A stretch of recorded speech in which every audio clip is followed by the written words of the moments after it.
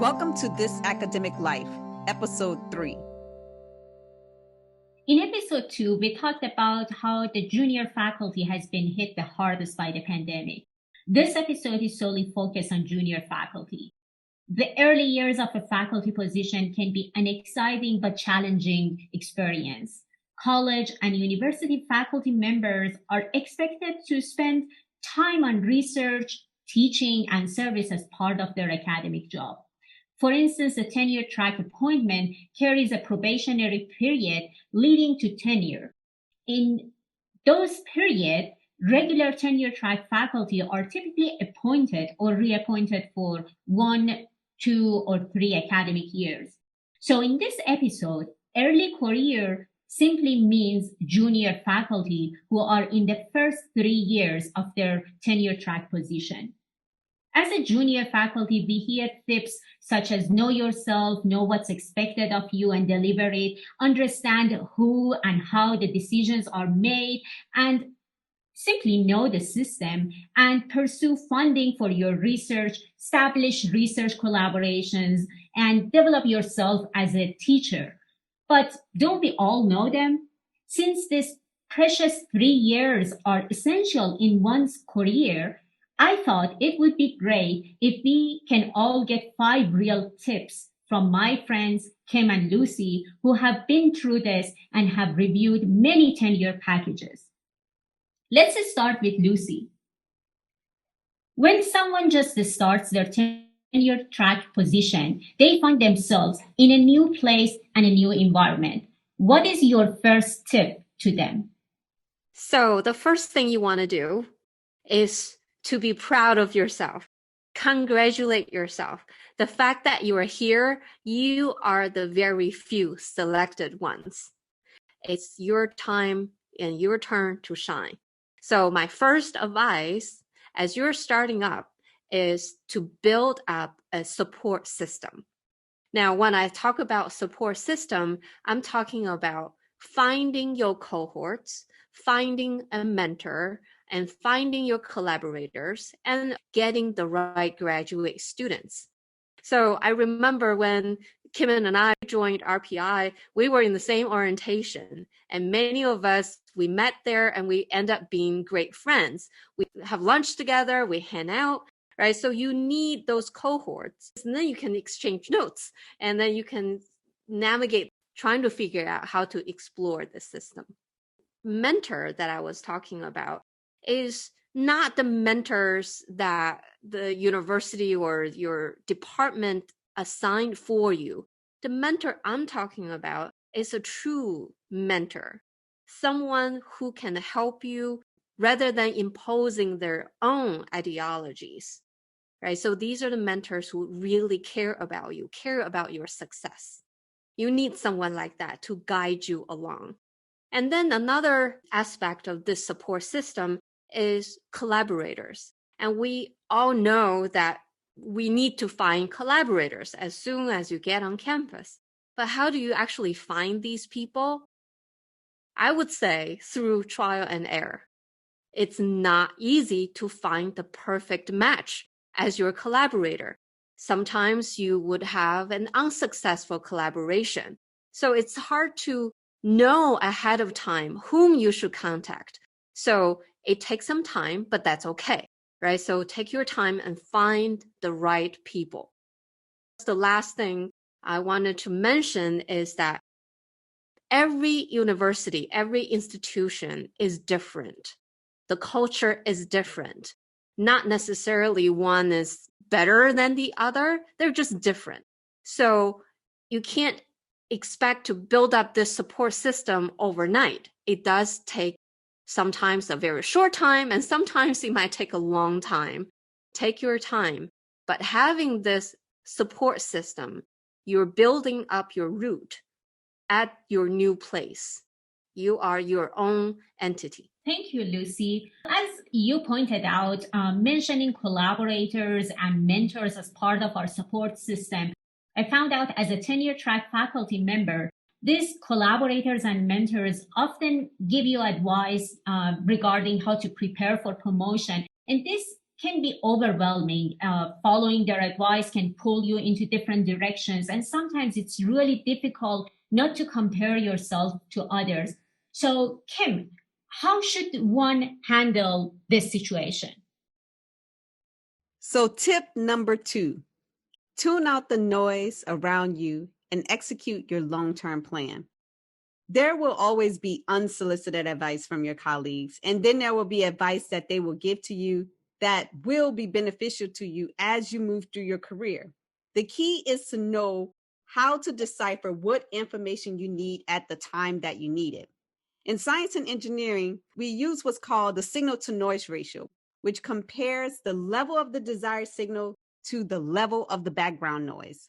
The desired signal is the information that is most relevant to you at the present time, and the background noise is the information that is irrelevant. The best way to handle this is to take time to develop a long-term plan and then execute this plan. The goal is you want to be able to map your long-term plans to yearly, monthly, and then daily activities. Then, as you receive this advice, it's going to be easier to determine whether or not this is the desired signal for the present time or if it's background noise. The other thing is you don't want to compare yourself to others. Nothing is worse than thinking you're not as good as your peer because, for example, their manuscript was accepted immediately and then yours, you had to go through several revisions. Or another big one, they won the career award on their first time and then you're on your second or third submission. Perpetual competition is very stressful and I advise anyone to tune it out. Great tip, Kim.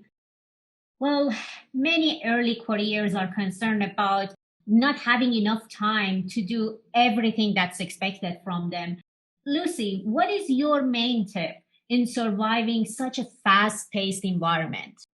Tip number 3, put self-care on your calendar. I can't emphasize this enough. When I talk about self-care, I'm talking about physically, mentally, and emotionally. We are in this high stress job. We're probably working over 60 hours a week at the least. Or we're expected to carry out this world leading research and teach to the highest standard. And we're getting evaluated on both at any given time. So this is very stressful. And on top of that, we're just like students. We have deadlines too. We have deadlines in preparing lecture, preparing homework, preparing exams.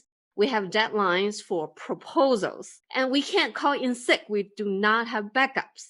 So these deadlines can also cause the extra stress. Now, how do we deal with it? You need to take care of your body. Go take a walk, do exercises, yoga, meditation, go get a massage, whatever that is that you do, take care of your body. I learned it the hard way. When my kids were little, things were getting so out of hands. It was such a stressful period of time in my life, along with many things that were happening in the family. And I was diagnosed with this debilitating disease called Meniere's disease, which is an inner ear disorder where I would lose my balance all of a sudden. And in the meantime, I lost my hearing in my right ear, and I have this tinnitus.